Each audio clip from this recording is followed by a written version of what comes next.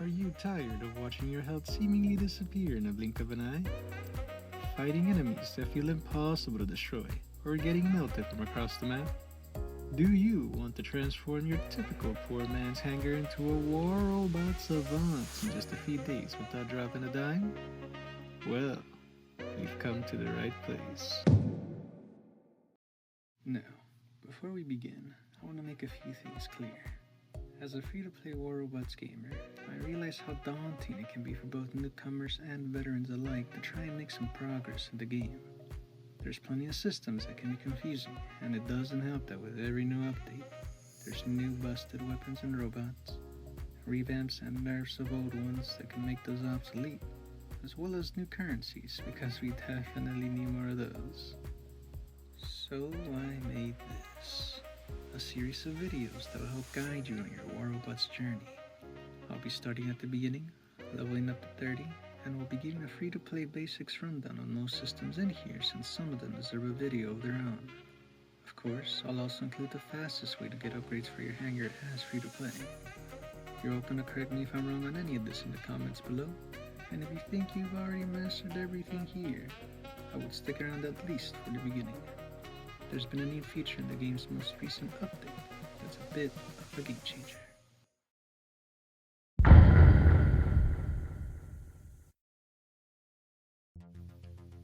When you initially boot up the game, you get started with the classic desk tree and some basic weapons.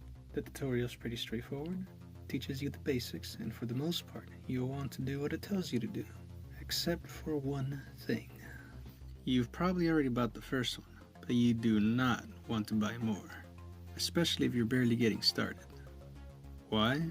2 reasons. The fewer robots you have, the faster you can quit the match you're currently in to jump into the next one. And if you haven't noticed, pay to win is the name of the game. If the enemy team just has one person who dropped a couple of bucks while yours doesn't, there's a good chance it's GG. Unless they recently had a lobotomy, you won't be doing much against them, and you'll rarely get a match where you don't face one. The second reason is that it's also good for doing certain tasks, such as capturing beacons and winning games. Think about it, the more games you play, the higher chance there is that someone else might win you the game. And when it comes to beacons, it's easier and much more efficient capturing the first 2 beacons of a game and then resetting to do it again, instead of wasting 5 to 10 minutes trying. Simple tasks will start to become harder the further you climb the ranks, especially the seasonal event ones. Not to mention, since the game's most recent update, many of you probably noticed a new little detail at the bottom right of your screen during the match. See that? This makes it so everyone is now forced to use as many robots as possible whenever they play a match. This is actually good news, especially for the newer people. It means that it's now harder for people to D-rank and pub stomp, making it less likely that you'll get deleted out of existence. This doesn't mean they'll disappear, but you won't be seeing them as often as before unless you start climbing the ranks. It also means that the only time you'll be able to take advantage of having fewer bots will be at the start, and I highly recommend that you do. The first few levels are nothing special. You unlock weapons and robots as you level up, and while most of them are decent, I recommend getting something that can equip these and upgrading them as soon as possible. One thing you'll realize as you play is that all the silver and gold you get from your matches depends mostly on the amount of damage that you do. Period. Gold can be obtained from beacon captures, but not silver. Damage is everything, and it's the reason I recommend Thunders and Punishers. Their overall damage output outperforms almost everything else you can get early on. Another thing to note is that you'll want to prioritize upgrading weapons first, then robots, since that's where most of your damage comes from, with a few exceptions. Once you get a new robot that doesn't have a transparent thunderglow, you'll unlock something called Specializations. They cost modules to upgrade, and every robot tier 2 and beyond will have them. The first set of upgrades are the same for all robots. It costs 70 modules to unlock the active module, and 170 to fully upgrade the base. Active modules are like extra abilities you can activate during a match. There's 9 to pick from, and cost power cells per use. Every node you upgrade will boost your robot stats depending on the type of robot you have, and while tier 2 robots only have the base, there are 7 specializations beyond that for higher tier bots which will cost 1600 modules to fully upgrade. More on those later. You'll be unlocking some interesting systems that you'll interact with, which include ads, leaks, and Blackmarket at level 5, operations at 6, squads and boosters at level 10, hunting grounds at 12, leaderboards, clans, and hangars at 15, workshop and titans at 21, the training center at 23, drones at 27, and finally, motherships at level 30. Let's start with ads. Watching ads will be one of the things you'll be doing the most when you play this game, at least the ones in here, as well as whenever you do upgrades. I've tested it, and you seem to be able to watch up to 22 ads for upgrade speedups, or 88 hours worth. But I've had incidents where this happens, so I'd watch these first, just in case. If you're wondering how I got to 22 and you end up without the option to keep going after just a few, even if it disappears, playing a match will make it show up again. They'll be gone for good once you hit 22, at least until the next reset, which is every 24 hours.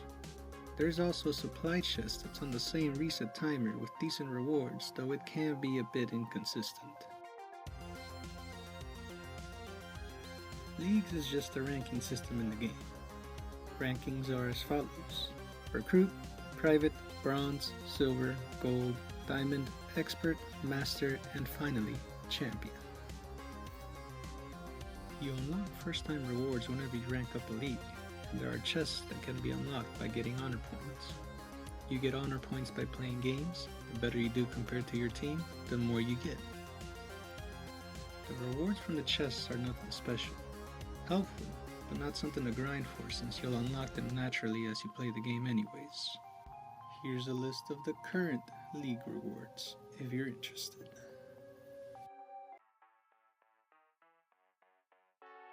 The black market can be summarized as loot boxes for robots, weapons, resources, etc. that you can open with keys. 10 keys for bronze chests, 100 for silver, and 1000 for gold. I'll tell you right now, bronze chests are not worth, silver chests are a maybe depending on a few things, and gold chests are an absolute must. The robots and weapons you get from them early and later on are way better than the ones you get from silver chests. The best source for the keys you'll need to open them will mainly be from ads that refresh daily as well as leaderboard rewards. You can also farm them in matches, 5 per game if you do the best on your team. You want to get as many of these as you can, considering they'll be one of your main sources for good weapons, robots, and titans, specifically from golds and super chests. I'll go into more detail about these at the end, but just keep in mind that super chests aren't as hard to get as you might think, and if you're a brand new player, you're going to want to unlock as many gold chests as you can before level 23, because of the fact that as you level up, new systems become available which will then be added into the loot pool for all of these chests. Some useful, others not so much, meaning that the more you level, the harder it will be to get robots, especially because they will get replaced by other systems. Robots disappear from both gold and silver chests, while weapons stay in gold and disappear from silver once you hit 23. The thing with silver chests is that the weapons and robots that you could get from here are mostly subpar, especially compared to the ones from gold chests. Now that isn't to say they aren't worth, especially if you want to get certain weapons such as the Magnum/Terrans, which have always been solid, even to this day. But if that's not the case, I wouldn't bother and just try to always save for gold. Operations are like a sort of battle pass if you played literally almost any other game released in the past few years. There are a couple of them, but you only unlock D and E at level 6, D being resources, while E most likely being related to whatever event is currently happening in the game. You'll unlock more once you get to level 21 and beyond. Each operation has a free and premium section. You can gain levels on the operation by doing tasks which are found within the operations themselves, as well as watching ads. These operations will have resources, as well as data pads, for whatever the current event requires for unlocking new gear. I would keep an eye on these tasks, since the resources you can get from here are worth it, and if you're lucky, you could even get one of the newer robots/weapons from the events. Speaking of events, there's usually one happening every time an update drops, which one just did as I was recording, and it came with a couple of changes. There is now an event hub that contains everything related to the event, probably. I won't know for sure until it drops, which seems to be around April 23rd. The event tasks seem to have been moved into here from the task area it used to be at.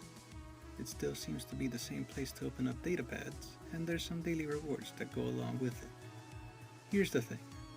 Events are usually pretty underwhelming for most free-to-play players, except for anniversary events.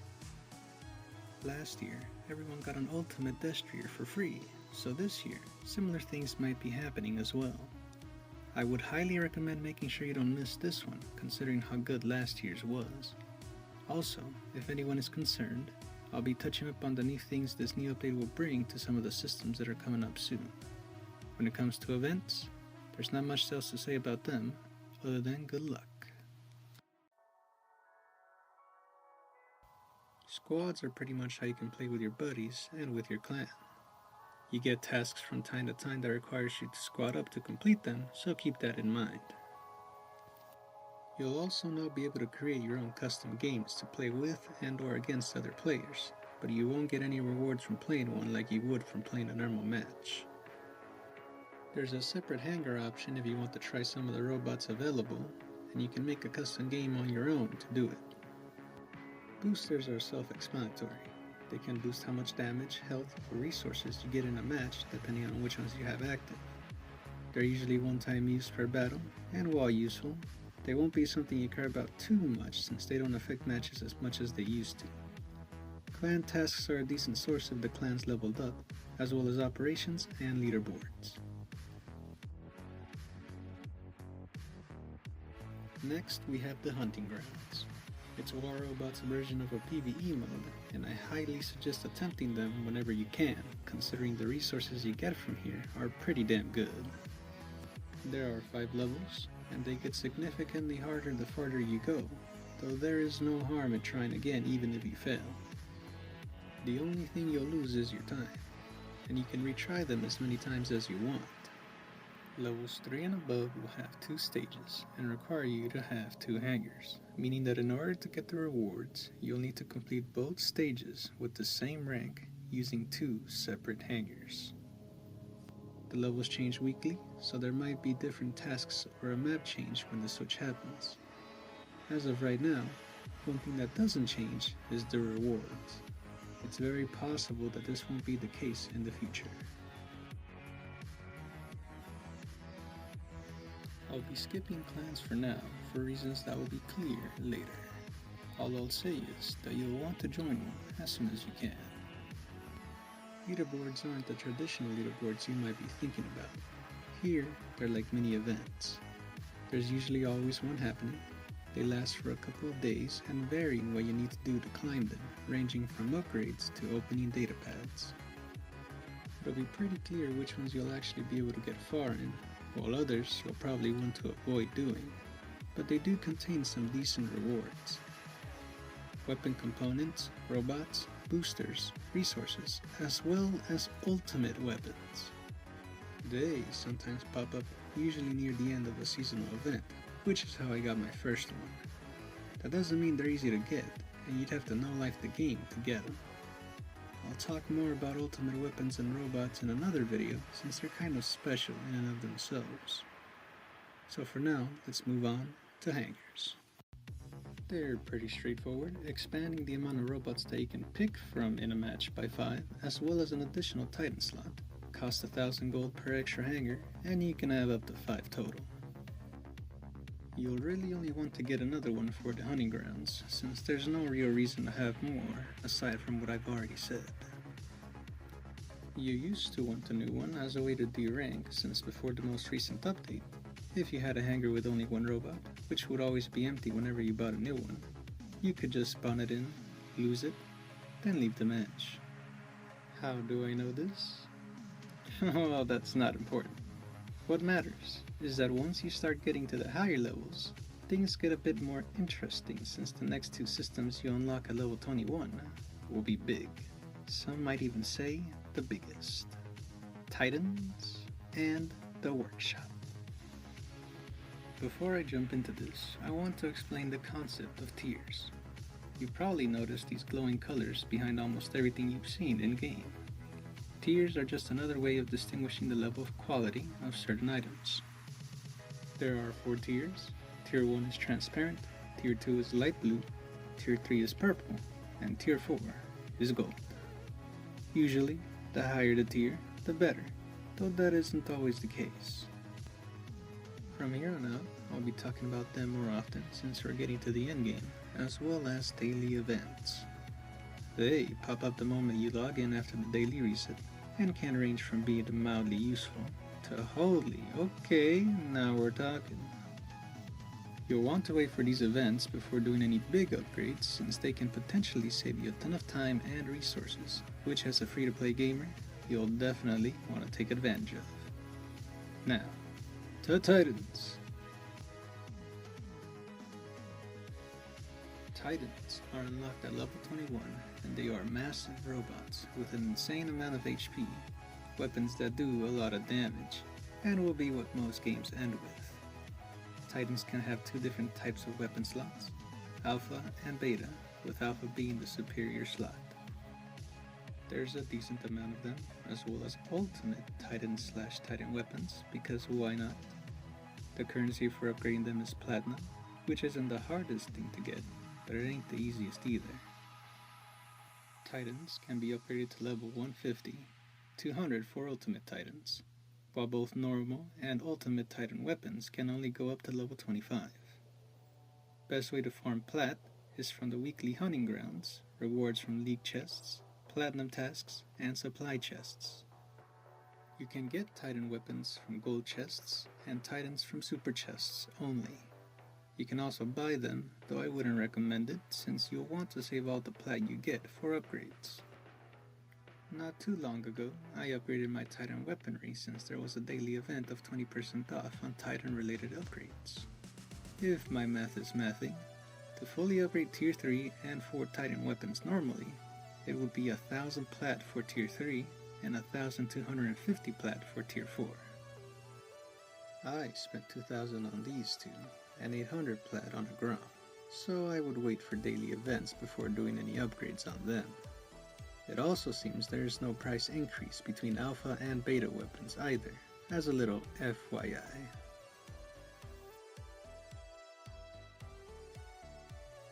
The Workshop will be your other main source of weapons and robots as free to play. You can buy, I mean it is not completely free to make any components of robots or weapons in the Workshop, though the amount of production slots has been decreased from 6 to 3. All components are now only able to be produced for 24 hours, and you can watch ads to increase the amount of components you get when collecting. Now, if you were using the system normally, it would take a few weeks, if not months, to get some of these. Keyword there being normally. If you want to expedite the process, it is possible to get a full robot or weapon from the Workshop with just gold. This is big, and you'll find out why soon enough, so keep that in mind.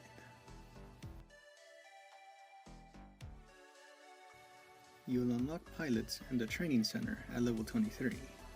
There are generic pilots that can be used for any normal robot or weapon, as well as legendary ones, but depending on which ones you get, they can either be insane or complete dog water. I will be making a video on them alone, considering they just did an overhaul on them, but the few things you should know is that you can buy them for gold at the training center. Memoriam is what you use to upgrade them, as well as change their skills. All legendaries start at level 1, but you can buy generic pilots that already come leveled up, though there's no real reason to. They now have tiers, whereas they used to just be non-legendary or legendary. You level them up by playing games, or by boosting them with gold if you want to throw gold away. Lastly, and this is very important, some pilots can only be obtained from the Blackmarket, not the trading center.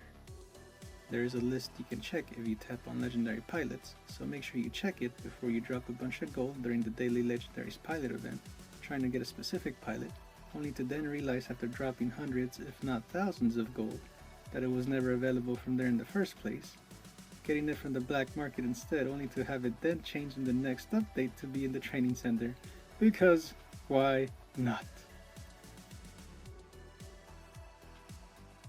You probably noticed that some robots have a little thing flying right beside them. Those are called drones. You unlock them at level 27, and they can range from being pretty useless to OP. Drones cost microchips to buy and upgrade, starting with Tier 1 costing only 10, Tier 2 50, Tier 3 100, and Tier 4 being only obtainable from the black market. While that may seem cheap, upgrading them can become expensive, especially when going for Tier 3 and 4. Each drone also only has as many abilities as its tier, meaning Tier 1 has only 1, Tier 2 has 2, etc, etc. The only useful Tier 1 drone will be the Sidekick or Defender, and I wouldn't upgrade them since there are drones at the higher tiers that do the exact same thing, but better. You'll want to save up to buy them instead of wasting your microchips, considering they're one of the more harder resources to get as free to play. Only ways currently being ads, clans, and a single beacon capturing task. We finally reached the endpoint, level 30. Here, you'll unlock the last system you'll be using throughout your games, Motherships. There are of course 4 tiers. The first basic mothership that you'll probably get will be the Dreadnought A42, which costs 800,000 silver, and unlike anything else in the game, the only way to upgrade them will be with components of itself, which you can get from chests in the black market. Bronze chests for Dreadnought, silver chests for anything else. The Dreadnought only has a single attack turret slot, while other motherships can have a support slot that can heal you and your teammates, a protection slot that can give you shields, or all 3. Each mothership has its own special ability that you can call on during a match once you've charged it up. It will not charge on its own over time, and it gets charges from capturing beacons, dealing damage, and destroying robots. They can be fully upgraded up to level 40, which for the Dreadnought will allow it to do around 42,000 damage per shot, which can be increased depending on the type of attack turret you have equipped. Turrets can be bought with silver, upgrade tokens, or obtained from the black market. They cannot be upgraded, and the moment you decide to replace your turret, whichever turret is currently equipped will be destroyed, so make sure you won't regret it before you swap. You'll also unlock Hang's Shipyard, which will allow you to gamble upgrade tokens for a chance to get mothership components or turrets. I wouldn't waste upgrade tokens on these unless you've already upgraded everything you wanted to MK3. For a chance to get turrets and not a whole mothership unless you're insanely lucky, not worth it at all. As you can see, there's a lot here to try and remember, but if you'll recall, there's one more thing I mentioned that I haven't talked about yet. Clans. They're probably one of the more useful systems for free to play. You can join one whenever you want, and you should, considering that clans can produce certain resources you will be needing and using, such as keys, memoriam, power cells, microchips, and upgrade tokens. You can see why I wanted to wait till the end for this. You can also get upgrades for other useful things such as XP for pilots, faster charges on orbital strikes, and getting shipyard components for thorium. The rest of the upgrades are for the clan itself, and you can see all of them right here if you want to pause. Resources have an upkeep, and you will need your clan to actually do their clan tasks and donate thorium to keep them running each day. They can be turned on or off with a cooldown of 24 hours before being able to turn them on again. Thorium is obtained via clan tasks, and the higher level the clan, the more thorium you can get each day. They also just recently added a weekly clan task that can be completed by the whole clan, and everyone who participates will receive rewards, though they'll have to have been in the clan for at least 7 days before being able to participate. Like I said, join one of these ASAP, plenty to gain and nothing to lose. Before I finish this whole section off, I want to talk about upgrades for normal weapons and robots. As you've probably summarized at this point, Lower tiers are cheaper, whereas the higher the tier, the more expensive. This applies to everything, which is important because when doing upgrades, the prices can start to go a little crazy. Every robot and weapon can be upgraded to level 12, and the higher you go, the higher the cost as well as the upgrade time, and it only gets worse for the higher tiers. After reaching level 12, they can be further upgraded to MK2 with 500 gold. MK2 will boost the robot or weapons by 20% more on top of the upgrades gained from the first 12 levels, and will cost more silver, but will take significantly less time for upgrades. MK2 can go up to 12 as well, and be upgraded one more time to MK3. You'll need upgrade tokens for MK3, and they'll be the final upgrade for robots and weapons, stacking a further 5% more additional damage/health to whatever you're upgrading. Upgrade tokens can be obtained from clans, certain special tasks, promotions, leaderboards, and the premium rewards in operations. Your best bet as free-to-play will be leaderboards and clans. Drones, Motherships, or Titans do not have MK2 or MK3 upgrades, at least at the time of making this video. These are just the basics of what you'll be interacting with for the most part throughout your War Robots journey, and I will be making separate videos going more in depth on all the game's mechanics in the future. But for now, it is time! I know the one thing most people want to know is how to convert your hangar from being the average pleb that barely knows what they're doing, to becoming geared up to the teeth with brand new robots and weapons in only a matter of days. We'll start with the things that you can do in the game itself.